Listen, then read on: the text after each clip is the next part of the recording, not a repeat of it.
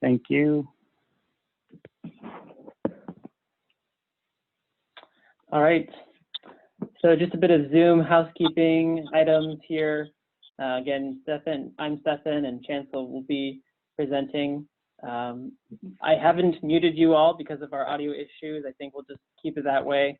But if you mute yourself, make sure you unmute yourself. We're not going to police you unless we hear background noise. You're welcome to interject or enter questions into the chat box, and we'll take those at the end of the presentation. And as I mentioned before, a recording of this presentation and the presentation slides will be available at the city website and by request. So a quick overview of the agenda. So we're running a little bit late, but that's all right because we'll go pretty quickly. All of you are very experienced with CDBG applications. If you have a question, feel free to put in the chat box and we can answer that. So we'll be going over the program year cycle again for 2021, as well as this year's application and process.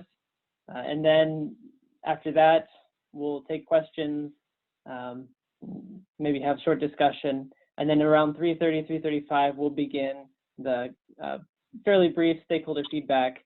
We're interested this time around, not trying to take up a lot of your time today, but we're going to try and focus in on 3 questions, mainly being the subrecipients and public service questions, also communication and outreach discussion feedback, and then also additional staff feedback that you have for us. And then we'll wrap up around 4 o'clock and with final comments. So any questions, or without further ado, Chance, you're going to take it off from here? Yep. Thank you, Stefan. Let me know when you need a slide change. All right, will do. So just a bit of background on CDBG. I know that you all know it pretty well, but it doesn't hurt to get a refresher sometimes. So CDBG is administered by the U.S. Department of Housing and Urban Development, or HUD. They have 3 primary goals that CDBG helps to support, and that is to provide decent, safe, and sanitary housing, provide a suitable living environment, and expand economic opportunities. You can go ahead and change the slide. So in terms of activity eligibility, so what can CDBG funds support? Well, the activity overall has to support at least one of the 3 national objectives that HUD sets out, and those 3 objectives are: 1, it needs to principally benefit low and moderate income persons. Low and moderate income persons are defined as families and individuals whose household incomes do not exceed 80% of a jurisdiction's median income. The second national objective would be that it would have to meet to aid in the prevention or elimination of slums or blight. And third, pretty rare national objective that is met, but it does happen, especially during COVID times, is to meet an urgent need by addressing conditions that pose a serious and immediate threat to the health and safety of residents. Change the slide, please. So eligible organizations to receive CDBG funds are city departments, government and quasi-government agencies, nonprofits, and nonprofit partnerships. Rarely you'll see for-profits receiving CDBG funds, but that's usually only for economic development projects, and it's pretty rare to see, especially in Rancho Cordova, but you know, it can happen. Next slide, please. So when conducting an activity using CDBG funds, there are certain costs that you're allowed to spend these dollars on. Those costs are mostly personnel, staff, which include salary and benefits most of the time. You can spend it on office and facility rental or lease costs, materials and supplies, communication, travel and mileage. Those 5 right there are the main CDBG eligible costs, although there are some that would be eligible. You just have to kind of check with us, of course, and if you have any questions, you can just have us take a look at it for you, and odds are you might be able to be reimbursed from it. Yeah, go on to the next slide, please. So in terms of ineligible costs, any activity that doesn't meet one of the three national objectives, it cannot be funded by CDBG. So those are really important. It needs to at least meet one of those three national objectives that I mentioned earlier. The program or service cannot promote a religion. It can't support political activities. It can't be for marketing, incentives, or fundraising. It can't be for the payment of debt or expenses incurred prior to signing an agreement between the city and the subrecipient or the recipient of the grant. So anything that is outside of the agreement period cannot be reimbursed. Can't be used on entertainment, furnishings, or personal property. And generally, equipment is not eligible unless it's necessary to implement an eligible activity. So something like that, I think we have an example of that with Rebuilding Together Sacramento. And we have some portable fans that we're able to fund when those normally wouldn't be able to be funded, but they are meeting the need of like the whole program goal. So lastly, we have food that is usually an ineligible cost unless it's essential to achieving program goals. You see that with Meals on Wheels. Since their meals are the prime deliverable from their activity, we're able to reimburse for those. Go on to the next slide, please. So just a brief overview of what the 2021 CDBG program year will look like. The program year will go from January 1st to December 31st of 2021. There will be 4 quarters.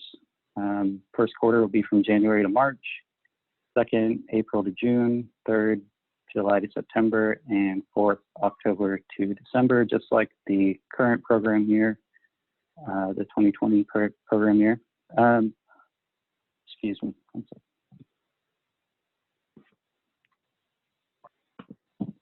second. We are anticipating receiving approximately $600,000 in an allocation from HUD for this 2021 program year. The official award won't be announced until spring of 2021, but that doesn't stop you from being able to spend down on your program should you be funded come January 1st.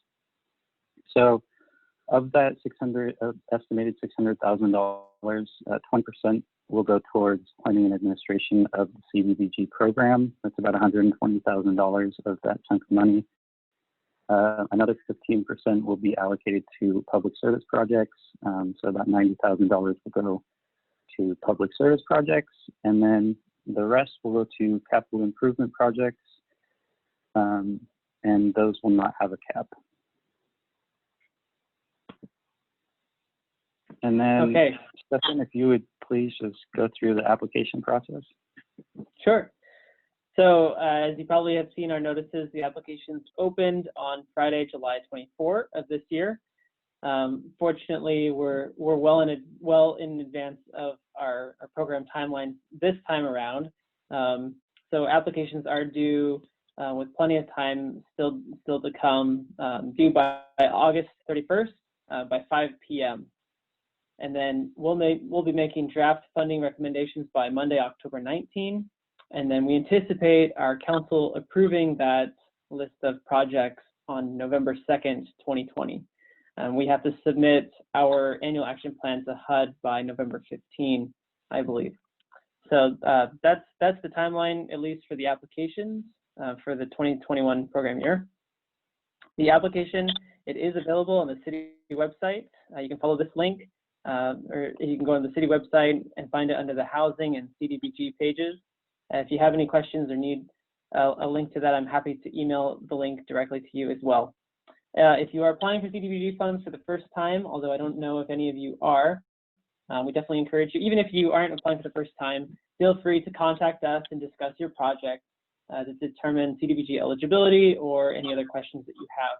Also, make sure that your insurance documents are available and current. This is definitely the #1 reason why contracts get delayed or projects maybe can't start quite on time because we're still waiting for the insurance documents.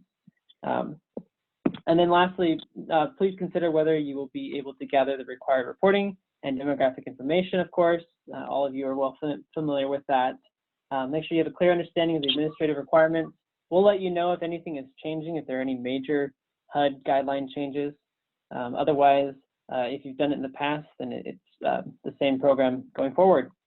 So when you're setting goals in your application, please, again, be realistic in estimating the number of people that you expect your program to serve. Make sure only include Rancho Cordova residents in your goal. And if you're a past recipient, your goal cannot be lower than the number of Rancho Cordova residents you're serving now. And then roughly estimate, please, the number of low and moderate income people if you don't already have that data of people that you will be serving. And then for the limited clientele projects and programs, again, another reminder, there is a minimum of 71% of your participants that must be low or moderate income if you're using that limited clientele project. Submittals, since we're working remotely, we will only accept email applications to be submitted. We've already received one from Sacramento Self-Help Housing, which is great, well done.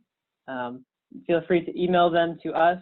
Again, I can only receive emails. Actually, I think it's probably 36 megabytes. So if you're getting close, feel free to split it into 2 emails. Or feel free also to email them to Chance. I think he has the same limit because we're both using that City of Rancho Cordova address. And of course, if you have any questions whatsoever, you probably have my contact information. It's there on the screen, as well as Chance's phone number as well. I'm working from home most days of the week, but my desk line forwards to my cell phone, so you can get a hold of me at any time. All right. And then my last slide, it looks like. So our grant application ranking, we'll be looking at these various criteria here. So whether it's a low mod income benefits, what population you're serving, youth services, senior services, and then looking at the experience and readiness of your organization to implement the activity, as well as your ability to complete the project within the program year. That's pretty important. And then leveraging funding and collaboration. And then also cost reasonableness and effectiveness. We'll also look at past performance. And then finally, the completeness of the application, which hopefully won't be a problem, because if you have any questions, we're happy to help you out. All right, okay, thank you, Stefan. So if you do happen to receive a grant, we just have some tips for you and some information that might help you out along the way. Next slide, please.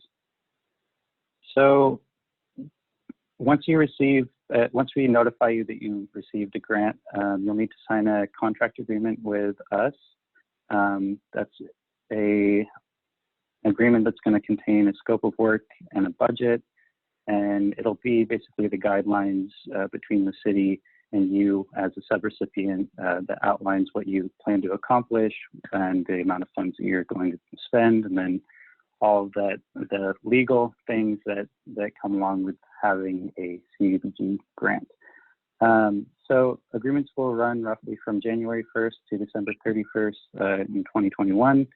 You will also need, as Stefan said before, proof of insurance coverage. And then also the city will be mostly reimbursing you on a quarterly basis, although if you need an adjustment to that, we have worked things out with other subrecipients in the past. So you can just talk to us about that. Go on to the next slide, please. So with the CDBG program, there are a few required documents and reports that we will need you to collect and also deliver to us. One of the most important ones, which you probably already do, is complete intake sheets. Those are sheets that collect demographic information such as ethnicity and race, family characteristics, and household income. You'll need to collect that information on all of your recipients and then kind of compile it into a quarterly report, which you'll submit quarterly to us. And then there's also the invoice aspect, which, as I mentioned, is completed on a quarterly basis. You'll be turning in this invoices to us, and in order to receive reimbursement, you'll need to be submitting those reports to us in a timely manner. Yeah, thank you.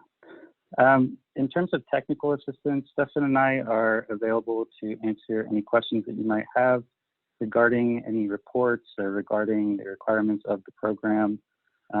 If you do receive the grant once a year, we reserve the right to complete a monitoring visit where we look at your financial information and your intake sheets. Additionally, you will also need to keep any documents related to your CDBG funded program for at least 5 years. So that's mostly everything that we need to talk about in terms of the application process.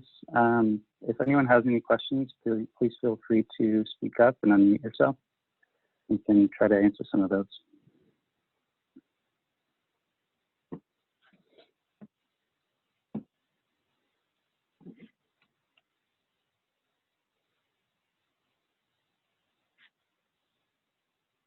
You guys are all professionals.